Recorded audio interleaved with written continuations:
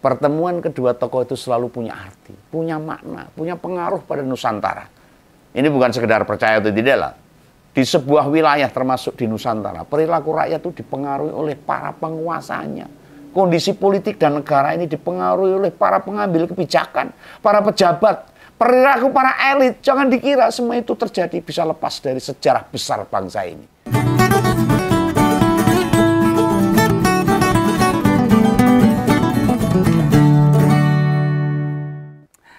Semalam itu Om Begawan ditemui seseorang dan dia langsung bicara saja. Itu pas aku lagi wedangan minum kopi lah. Dia ngajak bicara soal pertemuan Jokowi sama Sinuwun, Sultan Hamengkubuwono. Lah sejak semalam setelah mendengar ceritanya itu tidurku gak nyenyak, jadi kurang tidur. Ada beberapa pertimbangan dan salah satunya yang sudah tak kupas beberapa hari lalu. Ya, tapi memang kupasannya itu arahnya ke politik. Dan yang cerita ke aku semalam itu dilihat dari sisi kejawennya. Itu yang luput dari pengamatan. Nah, jadi belum ada pendapat tentang sisi kejawen. Nah, kabarnya itu waktu pertemuan keduanya memakai batik dengan simbol saling mempresentasikan diri masing-masing. Nah ini ya menurut Om Begawan apakah mereka paham atau tidak saya nggak tahu. Tapi kalau ngarson dalem saya kira tahu apa yang dia pakai. Nah bermula dari rombongan warga Jogja itu menggelar laku budaya ke makam Raja Mataram. Loh ngapain mereka itu? Nah, mereka mengadukan Jokowi pada leluhur Mataram.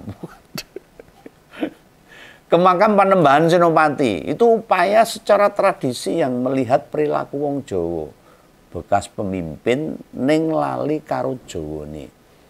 Seorang pemimpin tapi lupa akan kaidah-kaidah budaya Jawanya. Peribasane itu bahasa Jawanya itu melik gendong lali. Ya lupalah dengan segala yang apa yang dia lakukan. Jadi dari orang biasa menjadi orang yang memimpin jadi lupa diri lah. Nah, perilakunya saat ini malah kebablasan, kelewat batas itu.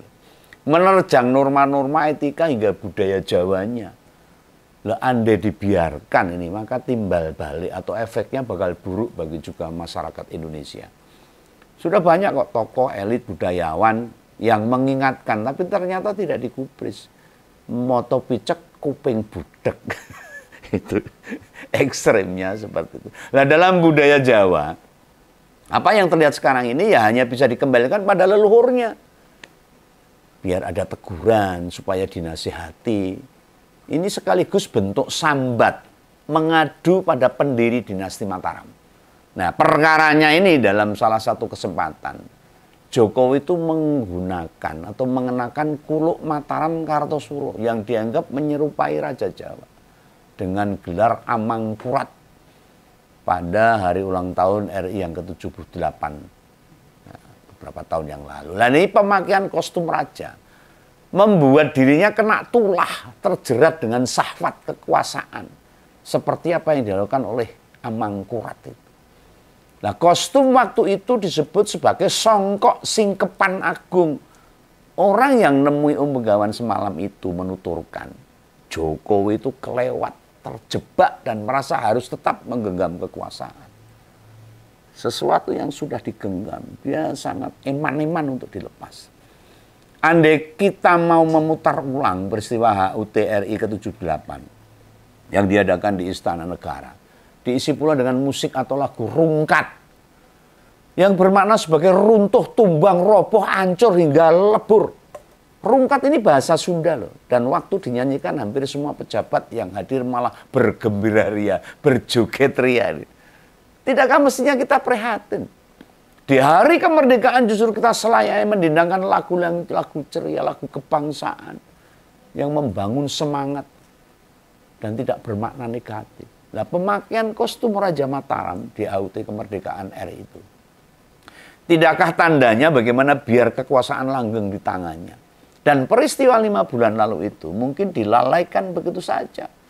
Jokowi tanpa malu bertemu dengan si raja. Ya Raja Jawa yang asli. Sri Sultan Hamengkubuwono. Tujuannya apalagi bila bukan harus dia kalahkan. Ini pendapat Om Begawan.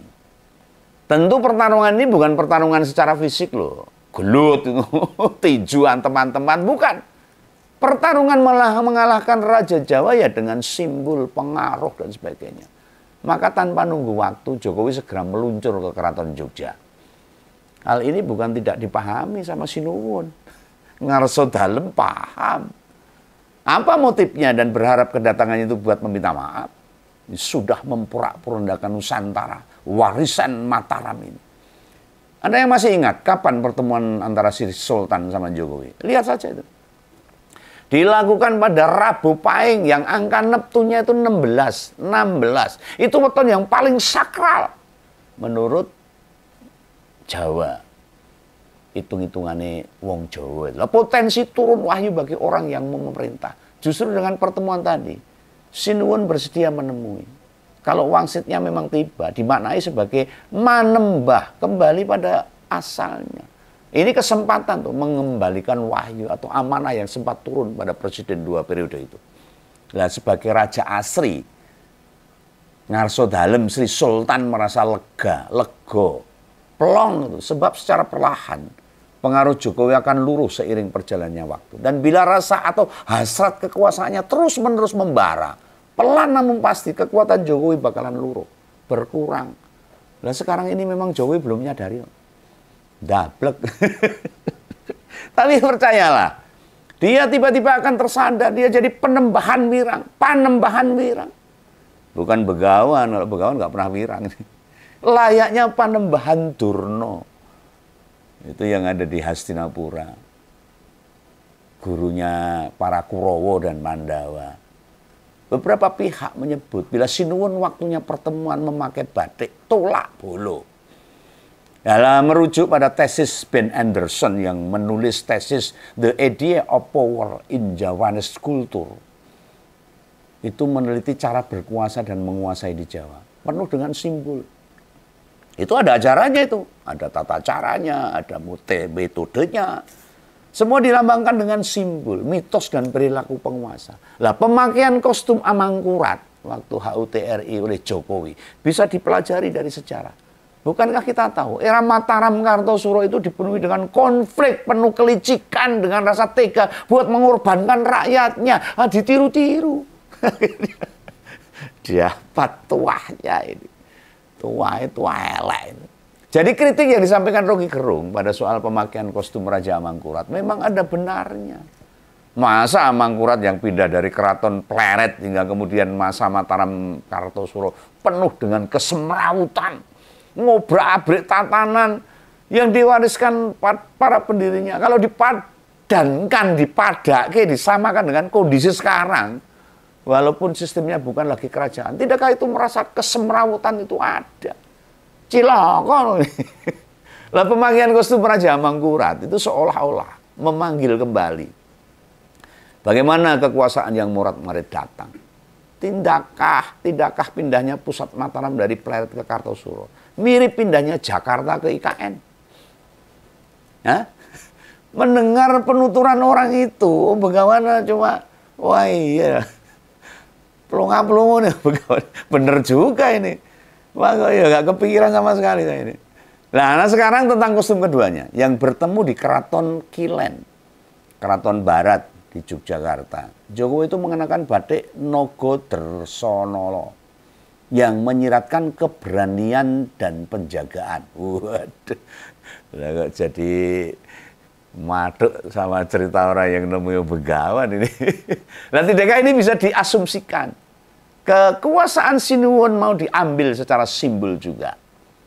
Nogodresanala sendiri adalah nogo yang hidup di kayangan loh, memiliki sayap, suwiwi itu, somabur itu. Sayap itu tidak sekedar dimaknai sebagai alat buat terbang, tetapi juga menghalau hal-hal yang buruk. Batik itu diciptakan di sebuah galeri di Solo. Apa yang dikupas sisan ini biar masyarakat paham. Dan mengenakan motif naga. Nah, kebanyakan dipakai oleh para raja maupun permaisuri. Tidakkah ini menandakan Ada perasaan posisi yang sama yang dirasakan Jokowi. Nah, oleh galeri itu, motif Nogo Dresonolo itu sebagai simbol legitimasi kekuasaan yang mutlak atas negara Mataram beserta jajahannya. Nah, ini tidakkah memaknai Dresonolo waktu bertemu Sri Sultan bermakna atau mengartikan sebagai menantang Raja Jawa yang asli. Jadi kita harus paham, harus belajar dalam hal simbol-simbol seperti ini. Memangnya Ngarso Dalem tidak memahami corak atau motif batik? Tidakkah ini sebuah kesengajaan? Rupanya di sisi adat ada hal-hal yang sedang dikerjakan oleh mantan presiden ini. Wah, mangsanya. Nah, ini ada upaya-upaya ini mempertahankan kekuasaan. Yang begini faktanya, meski zaman sudah modern, hal-hal yang bersifat adat, kebudayaan masih mewarnai kehidupan politik nasional. Nah, bagi generasi milenial, Gen Z, mungkin paparan atau episode ngompol kali ini sulit diterima nalar. Mereka istilahnya main game aja. Lah monggo silahkan dibaca-baca penelitian, kajian sejarah masa lalu tentang Nusantara, Mataram kuno, Mataram sekarang dan sebagainya sampai Majapahit dan sebagainya. Majapahit. Nah, kehidupan tradisi di masyarakat awam itu masih mewarnai sehari-hari kita. Budaya-budaya masih.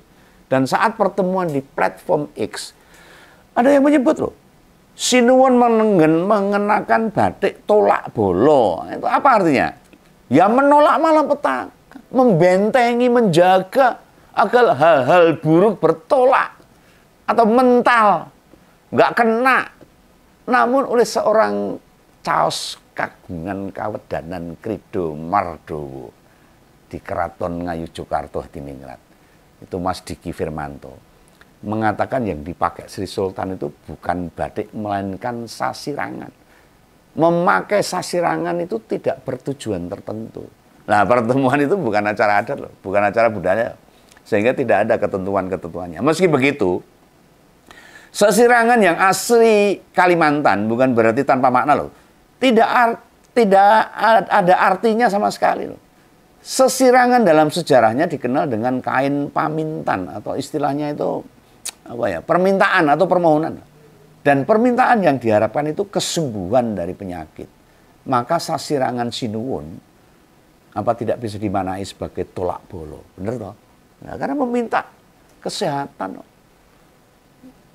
meminta kesembuhan dan sebagainya. Berarti itu tolak bolo juga. Lah sebagai kain yang dibikin khusus ketika ada pesanan, maka kain itu memiliki kekuatan magis terhadap orang-orang yang memiliki gangguan kesehatan tertentu. Apa di pertemuan kemarin Ngarso Dalem menilai Jokowi kena penyakit psikis, kemarau atau serakah pada kekuasaan? Ya entahlah, saya nggak tahu.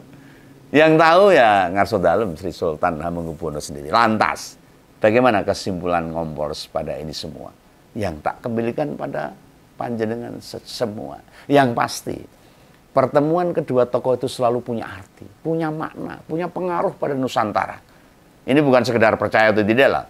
Di sebuah wilayah termasuk di Nusantara, perilaku rakyat itu dipengaruhi oleh para penguasanya. Kondisi politik dan negara ini dipengaruhi oleh para pengambil kebijakan, para pejabat, perilaku para elit. Jangan dikira semua itu terjadi bisa lepas dari sejarah besar bangsa ini.